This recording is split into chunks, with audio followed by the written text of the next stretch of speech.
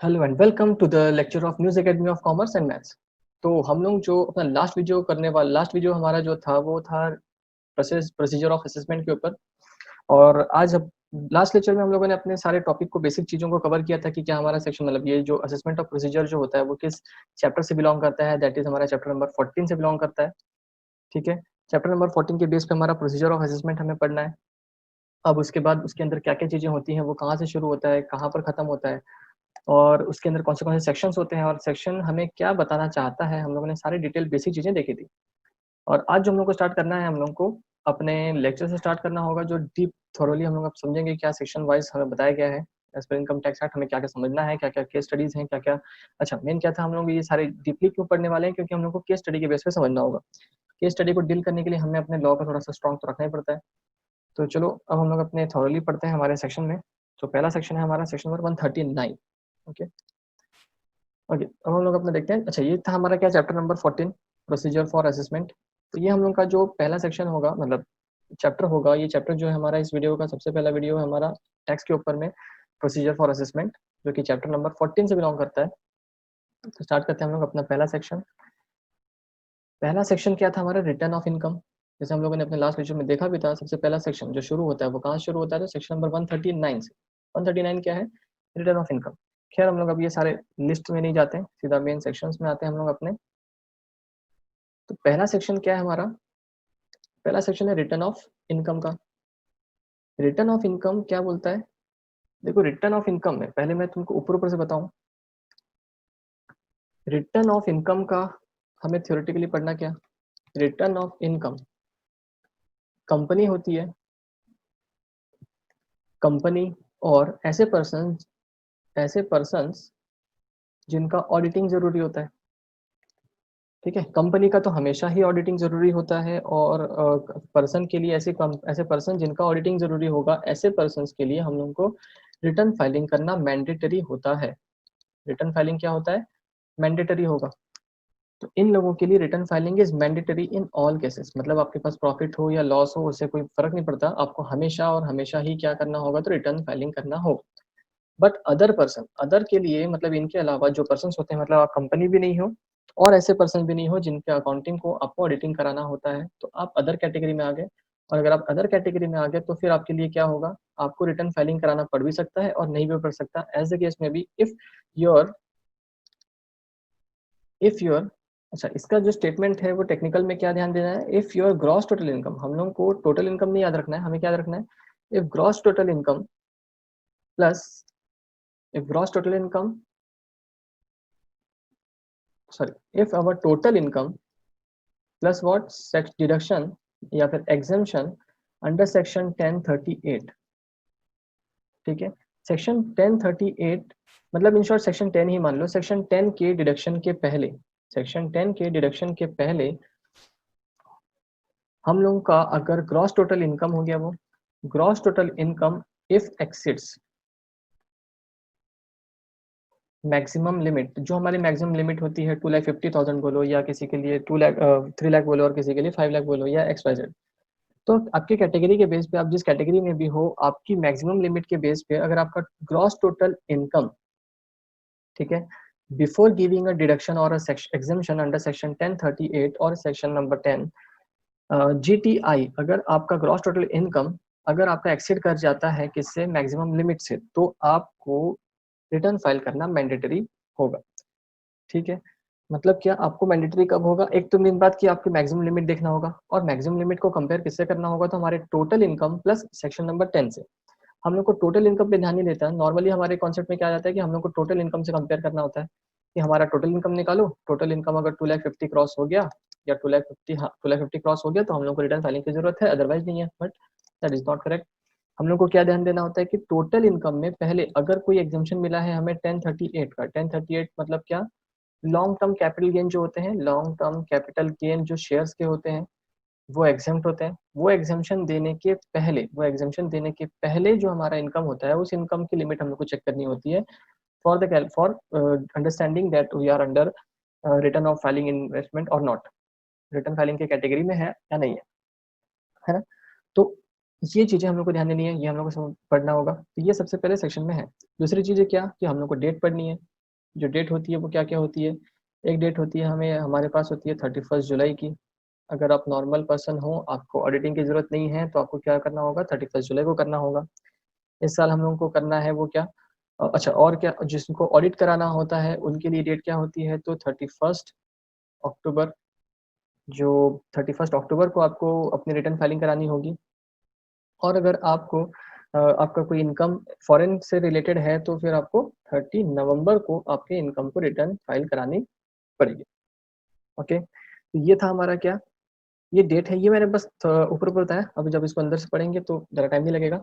क्या है point, every person being a company और अ फर्म, या फिर पहली बात कर रहा है किसकी, कंपनी के लिए या फिर फर्म के लिए।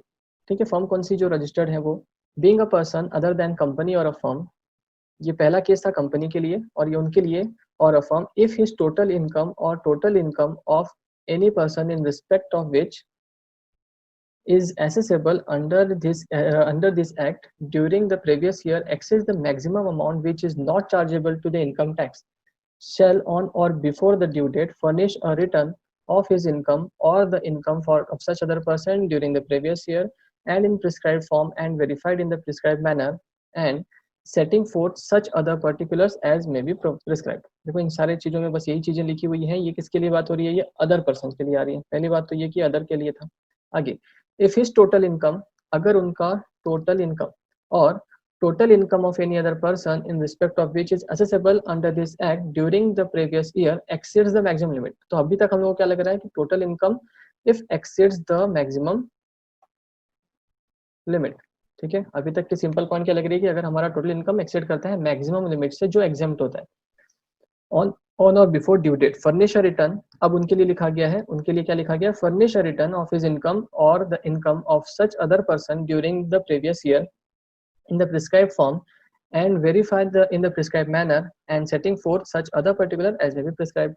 तो ये किसके लिए था, अदर के लिए था। अगर आपका टोटल इनकम मैक्सिमम लिमिट से ऊपर हो जाता है which is not chargeable to tax, जो चार्जेबल के लिए टैक्स नहीं होता वो मैक्सिमम लिमिट, शैल ऑन और बिफोर ड्यू डेट, तो उनको डेट पे या फिर बिफोर ड्यू डेट पे furnish return of his income, तो उनको उनका इनकम को फर्निश करना होगा, रिटर्न फाइल करना पड़ेगा, और the income of such other person during the previous year in the prescribe form and verified. और अदर इनकम, अदर पर्सन का इनकम मतलब कि हो सकता है हम लोग क्लबिंग की बात कर रहे हो, क्लब वाले इनकम की, तो आपको आपके इनकम को तो शो करना ही होता है, प्लस क्लबिंग इनकम को भी आप ही के अंदर शो करना होता है। तो ये उस पर्सन की बात कर रहा है कि अगर आपके कोई और पर्सन है जिनका इनकम आपके अंदर में कैलकुलेट किया जा रहा है तो मीन क्लबिंग इनकम को कैलकुलेट करने के बाद उनको भी आपको रिटर्न फाइल करना होगा in the prescribe form, form के थ्रू, मतलब जो हमें सेक्शन को प्रोवाइड करना पड़ेगा, verified in the prescribe manner and setting forth such particular as may be prescribe, जो प्रिस्क्राइब किया होगा वो। ये पहला point. Provided further that the central government may by the notification in the official gazette specify the class or classes of person to whom the provision of the first provision shall not apply। तो मतलब क्या, provided further मतलब यहाँ पर क्या था कि जो फर्स्ट प्रोविजन है वो मैंने डिलीट कर दिया है, जो इंपॉर्टेंट नहीं था तो मैंने उसको हटा दिया है। तो ये प्रोवाइडेड फर्दर लिखा गया है कि जो प्रोविजन नहीं था हमारे लिए काम का, तो वो सेंट्रल गवर्नमेंट उसको नोटिफिकेशन के थ्रू बोल सकती है कि आपके लिए एप्लीकेबल नहीं है, नोटिफाई कर सकती है। Next is provision provided also that every company or a firm shall furnish on or before the due date the return in the respect of its income or loss in every previous year। तो simple सी बात है क्या, provided also क्या बोला गया, every company or a firm shall furnish on or before due date, तो उनको furnish करना पड़ेगा डेट पे या उसके पहले, इन respect of its income or loss. यहाँ पर में मेन क्या है, यहाँ पर प्रोवाइड किया गया है कि इनकम के केस में तो आप करोगे, प्लस बोला गया है कि आपको लॉस के केस में भी करना पड़ेगा, इनकम और लॉस। तो इनकम के केस में तो होना ही होना है, तो आपको लॉस के केस में भी रिटर्न फाइलिंग करना होगा, ये हमें प्रोवाइडेड के थ्रू बताया जा रहा है। ओके, खैर ये चीज़ तो हमको पता ही होगी कि जब कंपनीज होती हैं, कंपनी होती है या फिर फर्म होते हैं, उन लोगों को चाहे वो प्रॉफिट हो उनका या फिर लॉस हो, कितना भी बड़ा लॉस हो, उनको रिटर्न फाइलिंग तो करना ही होता है। भले ही उनके पास जीरो होगा तो भी उनको नील रिटर्न फाइल करना होता है। हम लोग एक कॉन्सेप्ट अगर लगा के चलते हैं, अगर हो सकता है कि बहुत जगह क्या होता है कि हम लोग कॉन्सेप्ट लेके चलते हैं कि लॉस का रिटर्न फाइलिंग हम लोग इसलिए करते हैं कि रिटर्न फाइलिंग के लिए। ठीक है, तो हमारा नॉर्मल कॉन्सेप्ट क्या होता है, तो नॉर्मल कॉन्सेप्ट क्या होता है कि लॉस के केस में हम लोगों ने रिटर्न फाइलिंग सिर्फ इसलिए की है क्योंकि हम लोगों को सेट ऑफ करना होता है, बट ऐसा नहीं है। ठीक है। ये मैंडेटरी होता है कि किसी भी कंपनी को या फर्म को, उनको चाहे लॉस हो या जीरो भी हो, तो जीरो के केस में भी हमें नील रिटर्न फाइल करना होता है, लेकिन फाइल करना होता है। तो वही चीज यहाँ बताई जा रही है कि इन केस ऑफ प्रॉफिट और in case of loss, in both the cases firm and company are required to file the return. ठीक है, ये हमें प्रोविजन के थ्रू बताया जा रहा है। ऊपर क्या था, ऊपर बोल दिया गया आपको इनकम है तो कंपनी को रिटर्न फाइल करना होगा। यहाँ पर बता रहे हैं कि इनकम हो या लॉस भी हो तो भी आपको प्रीवियस ईयर में रिटर्न फाइल करना होगा। आगे लिखा है provided also that a person being a resident other than non-ordinary resident, मतलब क्या, that is only for the ordinary resident, as ordinarily resident की बात हो रही है। ठीक है, मतलब ये अपने पास होते हैं ना, अलग टाइप के पर्सन होते हैं। हम लोगों के पर्सन जो होते हैं वो कौन से होते हैं, ordinary resident, non ordinary resident और नॉन रेसिडेंट। तो हम लोग किसकी बात कर रहे हैं, अभी जो प्रोविजन पढ़ने वाले हैं, that is only for the ordinary resident. Provided also that a person being a resident other than the not ordinarily resident, मतलब कौन से ऑर्डिनरी रेसिडेंट की बात हो रही है, ये बोल रहा है other than NOR, that is only for the NOR, है ना। ऐसे रेसिडेंट, स्टार्टिंग में क्या बोला, बीइंग अ रेसिडेंट, ऐसे रेसिडेंट जो एनओआर नहीं है, that is only for OR. Within the meaning of clause 6 of section 6, who is not required to furnish a return under this subsection and who at the time during the previous year, मतलब क्या, provided also that being a person, मतलब being a resident, मतलब that OR की बात करते हैं, being a OR in India within the meaning of ये who is not required to furnish a return under this subsection and who at the any time during the previous year, आगे लिखा है hold a beneficial owner as a beneficial owner. इसको मैं short में बता दूं, वैसे यहाँ पर मैं लिखा क्या था, फिर अपन इसको डिटेल में पढ़ लेंगे। इसमें लिखा ये है कि ये सिर्फ ओआर की बात चल रही है, ये पॉइंट हम लोग सिर्फ उनके लिए करेंगे जो ओआर होगा। अब ओआर के पास अगर कोई बेनिफिशियल ओनर, ओनर मीन्स अगर कोई एसेट प्रॉपर्टी है जो इंडिया के बाहर बिलोंग करती है, लोकेटेड आउटसाइड इंडिया, तो उनको रिटर्न फाइल करना मैंडेटरी है, इवन इफ उनकी जो टोटल इनकम है वो सब मैक्सिमम लिमिट से कम होगा, तो भी उनको रिटर्न फाइल करना मैंडेटरी होगा, वो यहाँ पे बोला जा रहा है। और यहाँ सेकंड में बोला जा रहा है कि बेनिफिशियरी इंटरेस्ट के अंदर में फाइनेंशियल इंटरेस्ट भी इंक्लूड होगा। ठीक है, ये था, तो ये नॉर्मल सी बात है, ये सेक्शन में यही लिखा हुआ है। ये दो केसेस वही है, और आगे लिखा है शैल फर्निश ऑन और before the due date a return in respect of his income or loss for the previous year in such form and verified in the manner and setting forth such other particulars as may be prescribed. तो यहाँ पर फिर वही बोल दिया कि income हो या लॉस हो, हर केस में हम लोग को रिटर्न फाइल करना होगा if you are a ordinary resident, plus अगर आपको कोई इनकम है, आप बेनिफिशियरी ओनर हो, जो एसेट आपका लोकेटेड आउटसाइड इंडिया है, और वो इनकम जो है वो फाइनेंशियल इंटरेस्ट भी इंक्लूड किया जाएगा। अगर कोई भी इनकम, थोड़ा भी इनकम अगर आपको इंक्लूड होता है आपके इनकम के अंदर, ऐसे इनकम, तो आपका भले ही प्रॉफिट हो या लॉस हो, हर केस में आपको क्या करना होगा, रिटर्न फाइलिंग करना होगा। तो ये इसमें हम लोगों ने क्या क्या देखा, ये किसके किसके लिए था, ये जो टॉपिक था, ये सेक्शन नंबर 139 का ये जो प्रोविजन था, ये किसके लिए था, ये हम लोग अभी भी सेक्शन नंबर 139 के सबसेक्शन 1 में ही है। तो ये था ओआर, किसी ऑर्डिनरी रेसिडेंट के पास कोई बेनिफिशियरी ओनर होगा तो ही, कोई बेनिफिशियरी ओनर होगा तो ही, ये दोनों कंडीशन फुलफिल होंगे तो ही हम लोगों को बोला गया है कि आप बिना किसी मैक्सिमम लिमिट के आपको रिटर्न फाइल करना होगा। क्लियर है, ये हमारा प्रोविजन बोल रहा है अभी। Provided also that every person being an individual और HUF association of person or a body of individual whether incorporated or not, or an artificial person, if his total income or the total income of any other person in respect of which he is assessable under this act during the previous year without giving effect to provision of clause 10 of 38 of section 10 10A 10B 10BA, ये सारे sections, ठीक है, ये मैं detail में नहीं पढ़ रहा हूँ, तो ये तो दिख ही रहा है, ये सारे सेक्शंस हम लोगों को जो हैं, ये सेक्शन को, मतलब मैंने जो ऊपर बताया था कि टोटल इनकम में हम लोग को जो चीजें ऐड करनी है, टोटल इनकम में without giving effect to that all sentences sections, तो वो सेक्शन नंबर 10 में ऐड करने के बाद, सॉरी ऐड करने के बाद सेक्शन 10 38 10A ये एक्सेट्रा एक्सेट्रा, ये सारी चीजों को ऐड करने के बाद जो इनकम आएगा उसको कंपेयर करेंगे हम लोग अपने मैक्सिमम लिमिट से, तो वो यहाँ पर में बोला गया।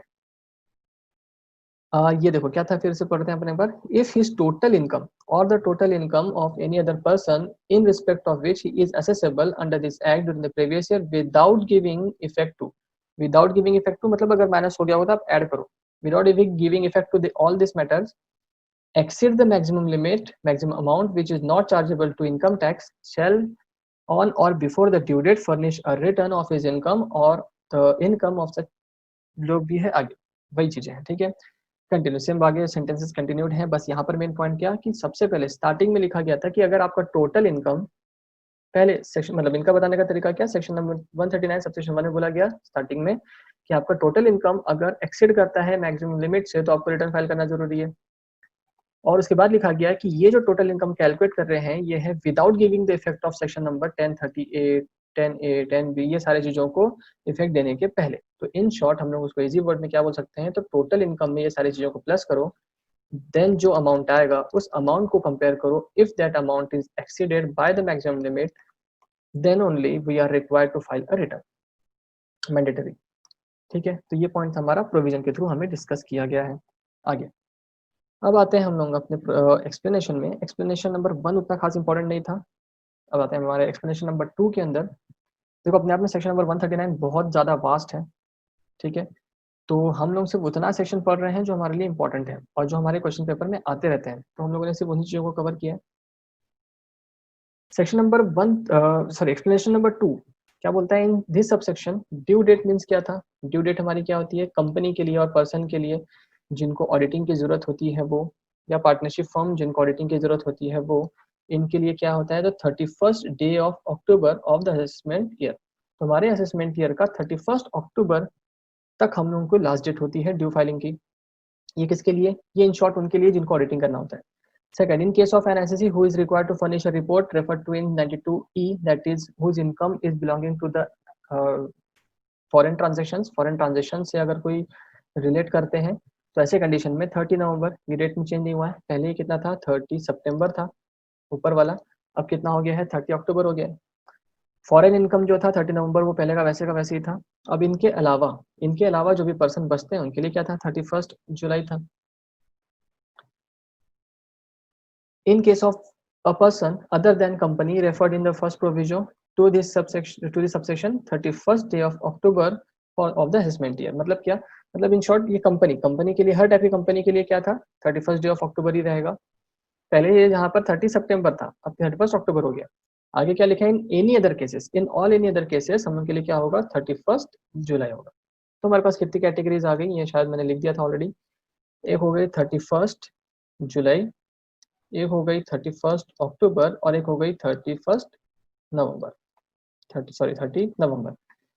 ठीक है, 31st जुलाई कब, नॉर्मल पर्सन्स के लिए।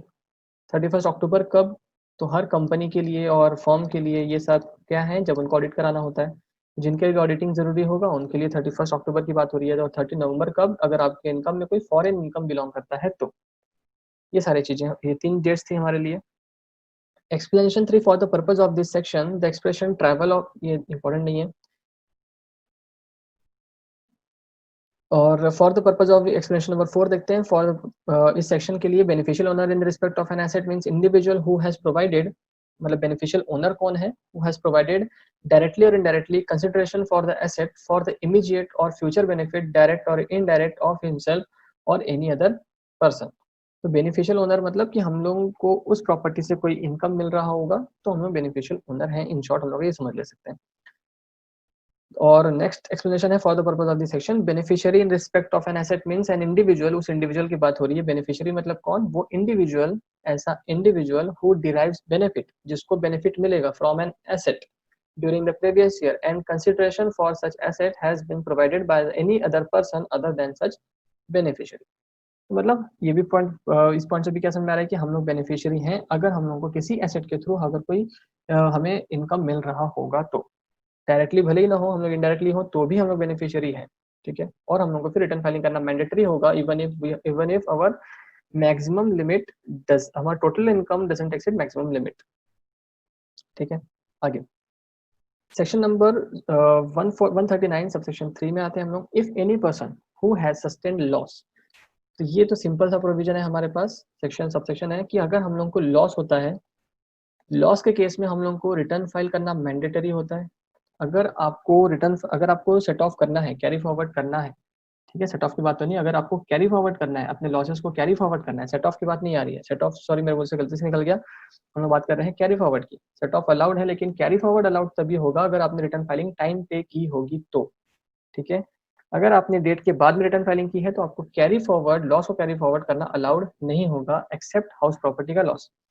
हाउस प्रॉपर्टी का लॉस अलाउड होता है लेकिन उसके अलावा जो भी लॉसेस होते हैं, ठीक है, वो आपको लॉसेस को तभी कैरी फॉरवर्ड करना अलाउड होता है जब आपने रिटर्न फाइलिंग की होगी और ड्यू डेट के पहले रिटर्न फाइलिंग की होगी तब ही, ठीक है? तो इस सेक्शन में बस सब सेक्शन में इतना ही है, मैं इसको पूरा नहीं पढ़ रहा हूँ, सेक्शन में बस यही है।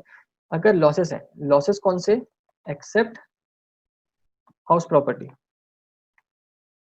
इसमें क्या हुआ है, सारे लॉसेस का नाम एक के बाद एक के बाद एक लिखा है, बस हाउस प्रॉपर्टी के लॉस के बारे में नहीं लिखा है। इसका मतलब क्या कि सारे लॉसेस को कैरी फॉरवर्ड करना होगा अगर, तो आपको रिटर्न फाइलिंग डेट के पहले फाइल करना जरूरी है, ड्यू डेट के पहले, वही 31 जुलाई, 31 अक्टूबर एंड 30 नवंबर, उनके पहले रिटर्न फाइल करना मैंडेटरी होगा। बट हाउस प्रॉपर्टी के लिए ऐसा नहीं था, नहीं है। क्लियर है? तो यही चीजें इसके अंदर लिखी हुई है। सेक्शन नंबर 139 सबसेक्शन 4 बोलता है हमें,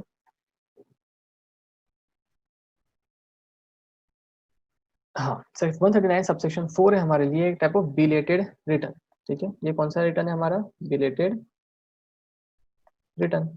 अगर हम लोग अपने रिटर्न फाइलिंग करना भूल गए तो क्या क्या हमें सीधा पेनल्टी लगेगी? नहीं, हम लोग के पास एक और ऑप्शन होगा कि हम लोग बिलेटेड रिटर्न, हम लोग बिलेटेड विश करते हैं किसी को बर्थडे के लिए, इस टाइप के हम लोग डिले हो जाते हैं। तो यहाँ पर भी हम लोग को अगर डिले हो गए, रिटर्न फाइलिंग हम लोगों ने टाइम नहीं, रिटर्न फाइलिंग हम लोग टाइम पे नहीं कर पाए, तो हम लोग को अलाउड होगा और हम लोग बिलेटेड रिटर्न फाइल कर सकते हैं। लेकिन बिलेटेड रेट देखो, बस इस सेक्शन में बस इतना ही है। देखो सबसे बहुत बहुत छोटा सब सेक्शन है, तो इसमें है भी चीजें छोटी सी, बस इसमें डेट याद रखना है कि हम लोग कब तक कर सकते हैं। तो जब तक, इसमें दो डेट होती है, दोनों में से जो अर्लियर होगी, कौन सी डेट?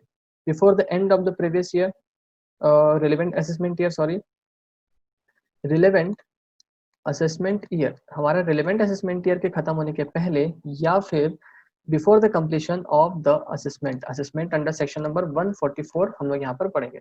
इसके अंदर ऐसा लिखा नहीं है, लेकिन यहाँ पर लिख लेंगे हम लोग, अंडर सेक्शन नंबर 144 का जो असेसमेंट होता है उसके कंप्लीशन के पहले, इन दोनों में से जो अर्लियर की डेट होती है, उस डेट में हम लोग को क्या करना होगा? रिटर्न फाइलिंग कर लेना ही होगा, जिस रिलेटेड रिटर्न। ठीक है, before the end of relevant assessment year.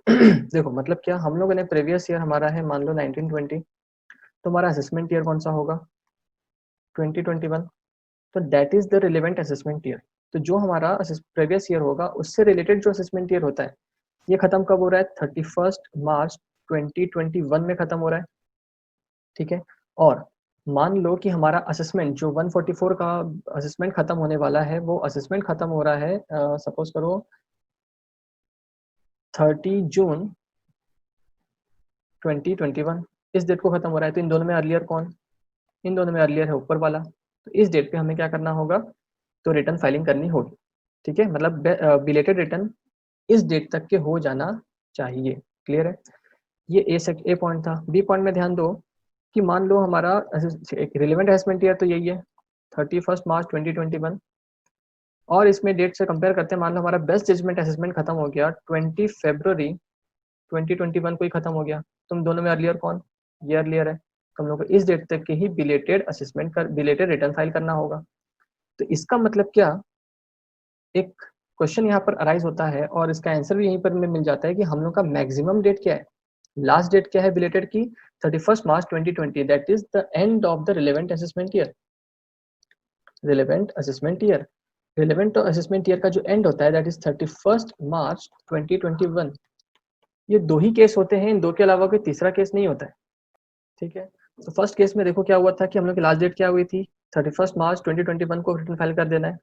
और यहाँ पर देखो क्या हुआ था, 20 फेब 2021 को फाइल कर देना है। इसका मतलब ये है कि किसी भी केस में, किसी भी सिचुएशन में हम लोग 31 मार्च 2021 के बाहर बिलेटेड रिटर्न फाइल नहीं कर सकते।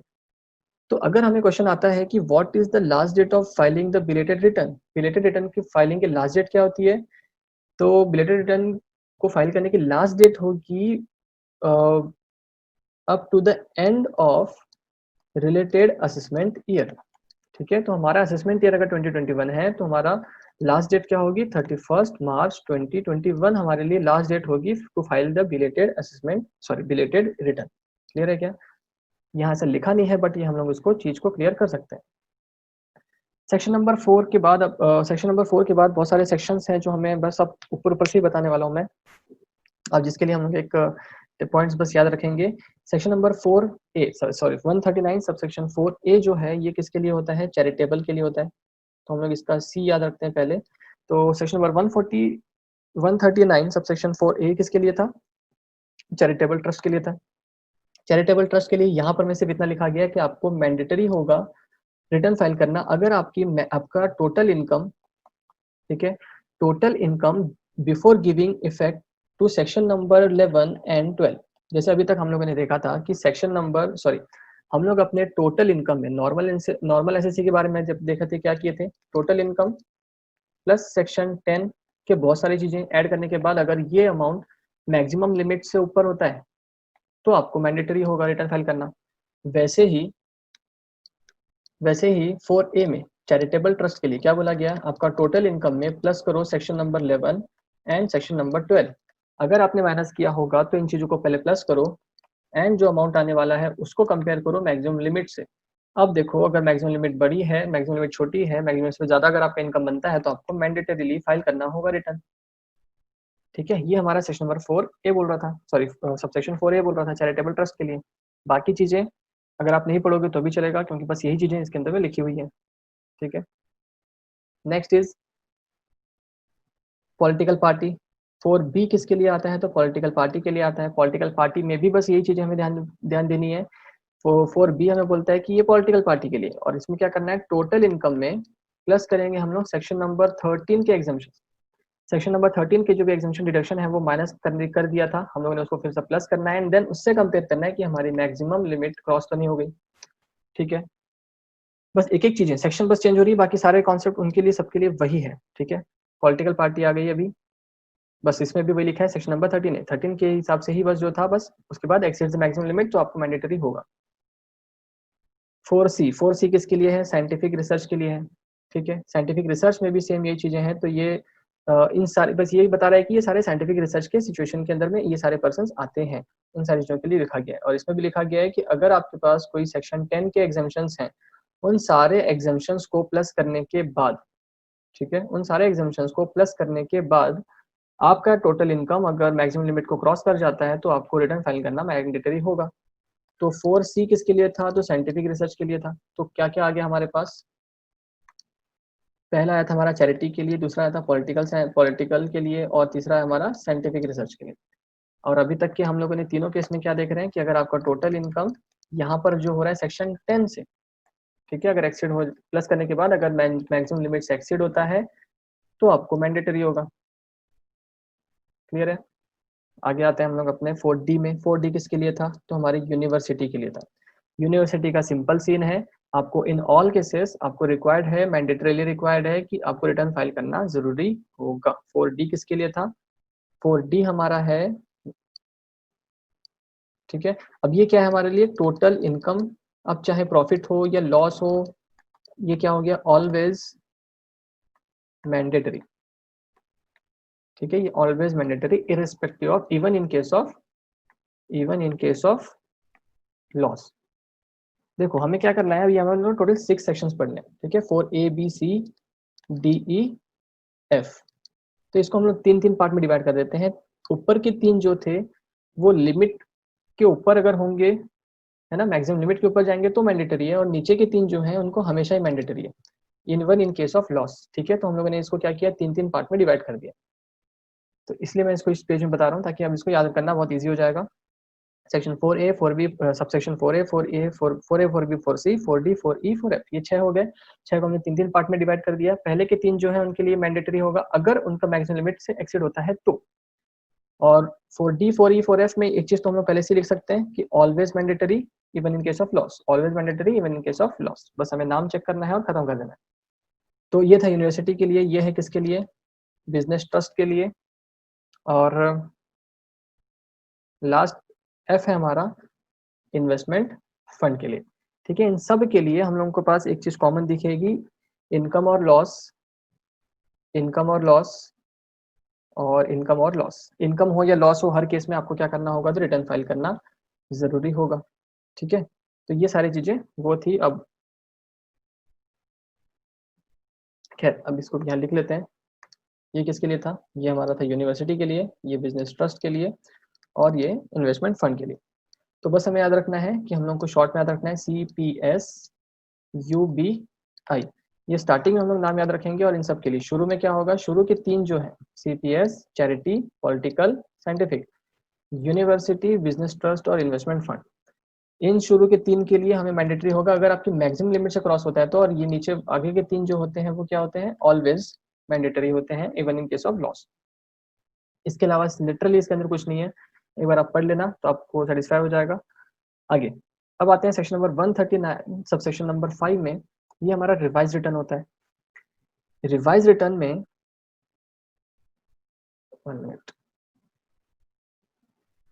सेक्शन नंबर 139 सबसेक्शन 5 में क्या है हम लोगों को पढ़ना है, तो रिवाइज रिटर्न। रिवाइज रिटर्न का सेम कॉन्सेप्ट है, क्या, before the end of the relevant assessment year or before the end of the assessment completion of assessment whichever is earlier. Date तो फिक्स है, इस समय में क्या कर सकते हैं, रिवाइज कर सकते हैं। अब रिवाइज का मतलब क्या होता है, हम लोग को अगर लगता है कि हमारी रिटर्न फाइलिंग में कुछ गलती हो गई, तो कुछ गलती अगर हमसे हुई है तो हम लोग उसे सुधार सकते हैं। तो सुधारेंगे तो कैसे सुधारेंगे, तो एक और रिटर्न फाइल करना पड़ेगा, and that return shall be called as a revise return. तो वो कौन सा रिटर्न होगा, तो रिवाइज रिटर्न माना जाएगा। अब वो रिवाइज रिटर्न कब तक फाइल कर सकते हैं, तो ये डेट होगी, इस डेट के पहले जो भी अर्लियर होता है उस डेट पे हम लोग को रिवाइज रिटर्न फाइल करना होता है। अब इसमें एक और इम्पोर्टेंट कॉन्सेप्ट पॉइंट ये है कि अगर हम लोगों ने इंटेंशनली गलत लिखा था और अब हम लोग चाहते हैं कि रिवाइज करना, तो वो पॉसिबल नहीं होगा। मतलब अगर ये प्रूफ हो जाता है कि अगर आपने इंटेंशनली गलतियां की थी पहले, फ्रॉड के पर्सपेक्टिव से अगर आपने किया था, तो आपको पेनल्टी लगना मैंडेटरी है। तो फिर revise return is not the solution. तो आपके लिए सॉल्यूशन नहीं है कि आप उस गिल्टी से बचने के लिए आप रिवाइज रिटर्न फाइल कर दो और बच जाओगे, ऐसा पॉसिबल नहीं है। क्लियर है। तो ये दो चीजें हैं याद रखने की रिवाइज रिटर्न में। If any person having furnished a return under subsection 1 or subsection 4 discover any omission or any wrong statement therein, he may furnish a revised return at any time before the end of the relevant assessment year or before the completion of the assessment year, whichever is earlier। ये भी same point है, क्या होते हैं वो हम लोगों ने ऑलरेडी उसमें पढ़ लिया था, पहले बिलेटेड रिटर्न में पढ़ लिया था, वही डेट यहाँ पर भी है। ठीक है। हाँ, इसमें एक और चीज है जो यहाँ पर दिख नहीं रही है मेरे को, आगे कहीं आने वाली है। हम लोग का सेक्शन नंबर 139 सबसेक्शन 1 में जो नॉर्मल रिटर्न होता है वो भी रिवाइज होता है। सेक्शन नंबर 139 सबसेक्शन 4 के अंदर जो बिलेटेड रिटर्न होते हैं वो भी रिवाइज होते हैं। बिलेटेड रिटर्न भी रिवाइज होते हैं, मतलब अपने टाइम पे नॉर्मल रिटर्न थे वो भी रिवाइज होते हैं। ठीक है, नॉर्मल रिटर्न रिवाइज होते हैं, बिलेटेड रिटर्न भी रिवाइज होते हैं। बिलेटेड मतलब आपने टाइम पे फाइल नहीं किया, तो ऐसे घुमा के क्वेश्चन पूछ लेते हैं कि आपने टाइम पे फाइल नहीं किया तो क्या आप रिटर्न फाइल को रिवाइज कर सकते हो, तो yes, we can revise our belated return. अब पॉइंट आता है कि क्या आपने रिवाइज रिटर्न को रिवाइज कर सकते हो। सेक्शन नंबर सबसेक्शन 5 जो है वो हमारा रिवाइज रिटर्न के ऊपर है, तो यस हम लोग इसको भी रिवाइज कर सकते हैं। तो हम लोग इन तीनों रिटर्न को रिवाइज कर सकते हैं, और इस रिवाइज रिटर्न को भी कितने बार भी रिवाइज कर सकते हैं, उसकी भी कोई लिमिट नहीं है। बस हम लोग को डेट पे ध्यान देना है, उस डेट के अंदर जितने भी नंबर ऑफ टाइम्स हम लोग रिवाइज करना चाहते हैं उतने बार नंबर ऑफ टाइम रिवाइज कर सकते हैं। आगे इंटरेस्ट ऑन लेट रिटर्न, हम लोग का जो लेट रिटर्न फाइलिंग करते हैं, ठीक है, हम लोगों ने अगर लेट रिटर्न फाइल की होगी, मतलब जैसे बिलेटेड रिटर्न की बात आ रही है, तो बिलेटेड रिटर्न फाइल करना तो मैं अलाउड है, बट ऐसा इसका मतलब ये नहीं कि आप पे इंटरेस्ट चार्ज नहीं किया जाएगा, आप पे फीस फाइन चार्ज नहीं किया जाएगा, तो वो तो चार्ज करेंगे। अब बिलेटेड रिटर्न भी अलाउड है, लेकिन आपको इंटरेस्ट पे करना होगा। ठीक है, चलो ये सेक्शन थोड़ा सा बड़ा आने वाला है, इंटरेस्ट ऑन लेट रिटर्न का। तो ये जो सेक्शन है ये हम लोग अपने नेक्स्ट वीडियो में कवर करेंगे। ऑलरेडी ये वीडियो बड़ा हो सकता है। 139 सेक्शन थोड़ा सा अपने आप में बड़ा ही सेक्शन है, तो इसको तोड़ तोड़ के ही करते हैं अपन लोग। बस अगले वीडियो में इसको खत्म कर देंगे, और 2-3 वीडियो में हम लोग इस पूरे चैप्टर को असेसमेंट प्रोसीजर। ओके, तो चलो अब मिलते हैं हम लोग अपने नेक्स्ट वीडियो में। Thanks for watching.